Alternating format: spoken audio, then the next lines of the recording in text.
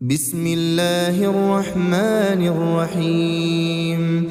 تبارك الذي بيده الملك وهو على كل شيء قدير، الذي خلق الموت والحياة ليبلوكم أيكم أحسن عملا وهو العزيز الغفور، الذي خلق 7 سماوات طباقا ما ترى في خلق الرحمن من تفاوت فارجع البصر هل ترى من فطور ثم ارجع البصر كرتين ينقلب إليك البصر خاسئا وهو حسير، ولقد زينا السماء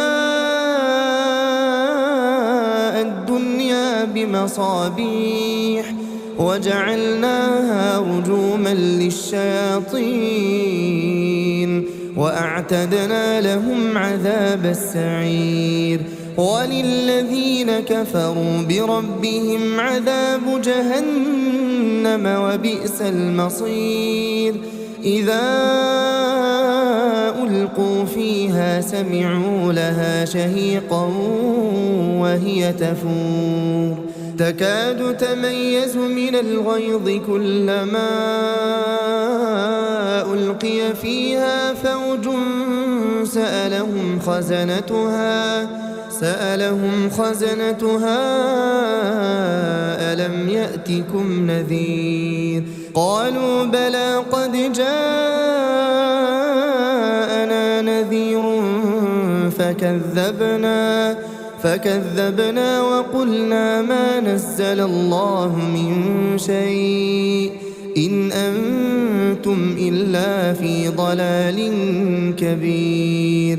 وقالوا لو كنا نسمع أو نعقل ما كنا في أصحاب السعير، فاعترفوا بذنبهم فسحقا لأصحاب السعير.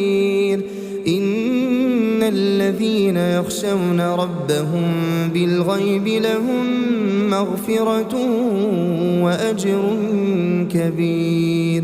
وأسروا قولكم أو اجهروا به إنه عليم بذات الصدور. ألا يعلم من خلق وهو اللطيف الخبير. هو الذي جعل لكم الأرض ذلولا فامشوا في مناكبها وكلوا من رزقه وإليه النشور. أأمنتم من في السماء أن يخسف بكم الأرض فإذا هي تمور أم أمنتم من في السماء أن يرسل عليكم حاصبا فستعلمون كيف نذير. ولقد كذب الذين من قبلهم فكيف كان نكير. أولم يروا إلى الطير فوقهم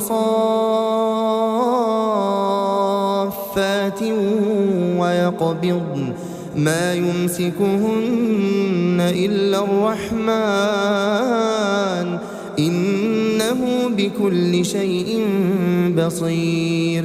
أمن هذا الذي هو جند لكم ينصركم من دون الرحمن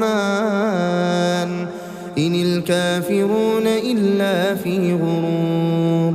أمن هذا الذي يرزقكم إن أمسك رزقه بل لجوا في عتو ونفور. أفمن يمشي مكبا على وجهه أهدى أمن يمشي سويا على صراط مستقيم.